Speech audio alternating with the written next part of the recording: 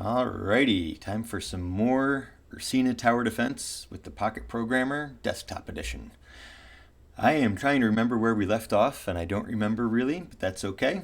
I know one of the things that I wanted to do is make it so that the towers only shoot at the bad guys if they are within a certain range, and I also wanted to get it so the bad guys don't just go across the screen and that's that. I'm probably going to slow them down, maybe have them do some sort of L shape. So frankly, that's probably going to be the easiest thing now.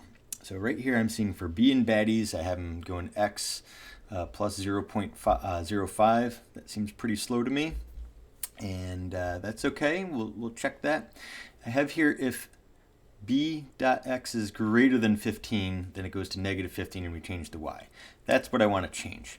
So what I want to do is actually just kind of change this entirely. Just going to give myself some space to work and think. So first I want to say if b.x is less than, let's go 10, that should be okay. If not, I can always change it. And that's where I'm going to want this b.x is increased.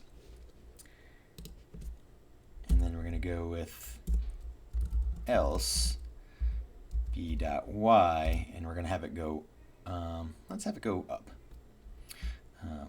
Plus equals 0.05. I can knock the rest of this out.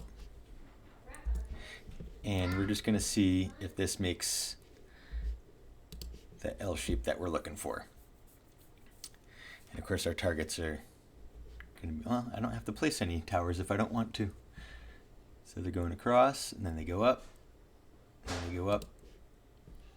Towers are shooting at them and missing.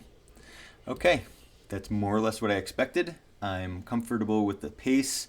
I want to change where these guys start, but since it's not just going to be two guys just starting on the screen, I'll save that part for later. Right now they're following a pattern that I like, and that's good.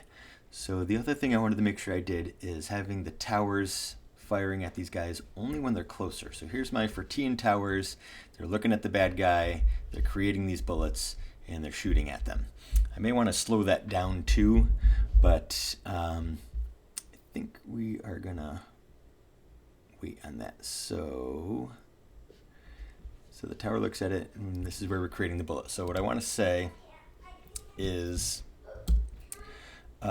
if distance t comma bad 1, and this is something else I know I'm going to have to update because it's not just going to be shooting at that one guy, but we're getting the framework down, and that's what's important. So if the distance between the tower in question and the bad guy in question is less than, I'm going to go with 6 now and see how that works.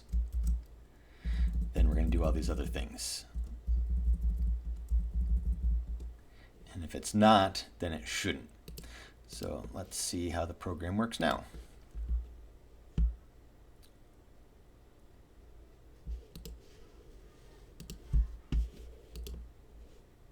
You'll notice these towers have stopped shooting because they've gotten too far away. I want to check one other thing. Actually, I want to make that a little bit less too. How about 4? I'm going to put a tower where they're going. So he didn't start shooting, and now he is. So 4 is not enough, but that's something. Okay, other things we want to consider. What's going to happen when they collide? I remember I set this up so that if the bullet intersects one of them, it actually does something, and I have the bad guy HP disappearing. Other things that I want to happen is if that bullet intersects, I don't want it to keep damaging.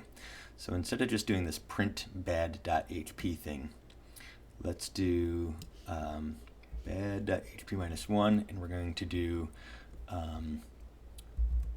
the bullet in question enabled equals false, and then I want to remove it from the list. So bullets dot remove that bullet. So if it hits, it's not going to be enabled anymore, and we're going to remove it from our bullet list. I also want if bad.hp let's go is less than 1. The reason for that is thinking ahead. If I have two bullets hitting at the same time, I don't want that to give me an error or have it just kind of skip over 0 HP. So if it's less than 1, this thing's going to die. And then we'll say bad.enabled equals false, and baddies.remove bad. So this is probably not going to be perfect, but we're going to give it a look. I'm sure I'm going to get an error at the end. When that guy's dead, I'm sure there's going to be some sort of error. But we'll see what that is. Oh, that was fast. And I was wrong. How about that? Okay. I want to make these guys stronger because I didn't even get a chance to test that. So our bad guys, let's see, where do the hit points go? Hit points comes last. So where do they start? How many hit points they have? Let's make this 100. And that one shouldn't matter because he's not a target yet anyway.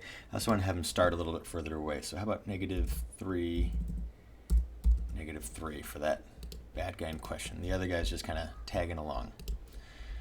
So I can set up the towers.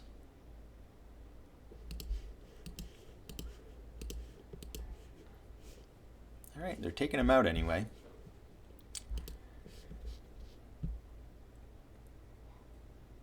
I can't tell if the bullets are disappearing. It's happening very fast. Let's make him even stronger still. Let's see where that gets us. Okay, the bullets are stopping at the target. That's good. I made him too strong. He got away from us.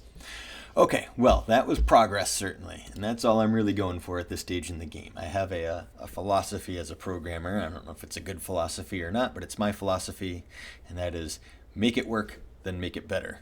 Right now we're making it work, and as we progress, we're going to make it better. So until next time, take it easy. Don't forget to subscribe. Don't forget to check out my other channels. And so long.